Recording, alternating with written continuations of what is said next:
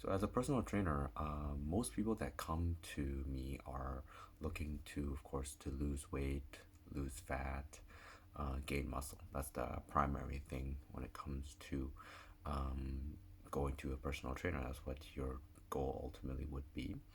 A lot of people don't know exactly what a personal trainer do in the first place because they come to me and they kind of expect me to kind of provide something closer to liposuction, where they would ask, "Oh, is it possible to lose fat in only very specific areas like my cheeks or my neck, my underarm here, just the calf?" And a lot of people actually even come and ask, is it possible to, can I make my muscles smaller? Can you shrink my calf muscles? So there's like a certain level of confusion and they just don't know what they're getting into.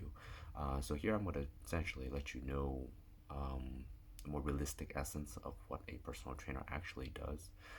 Personal trainer essentially, just to make it really clear and simple, lose fat, so weight management, and to gain muscle. Essentially, it's just really those two for the most part.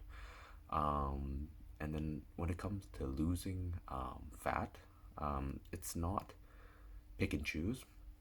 It's not like how if you drink a bubble tea or you eat triple chocolate cheesecake, and depending what you eat, where the fat will deposit. Bubble. If I drink bubble tea, I'll gain cheek fat. If I eat Oreos, a lot of Oreos, I'll gain fat in my arms. It doesn't work that way. So if eating doesn't work that way, essentially when it comes to exercise, it doesn't necessarily work like that too. You can't say if I just move my arm a lot, all the fat in my arms would just burn off or disappear. It doesn't work that way.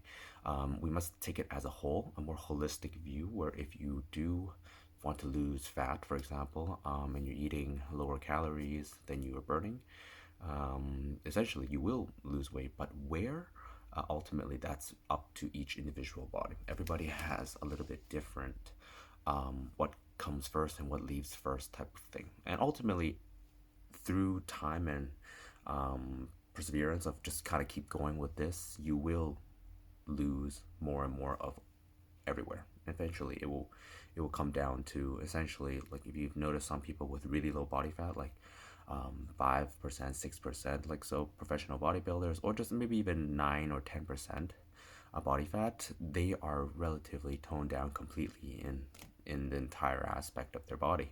But that's because they kind of you got to keep going until it gets there. So it's like a fat waiting list basically. You just keep going till it comes to the turn or it gets to that.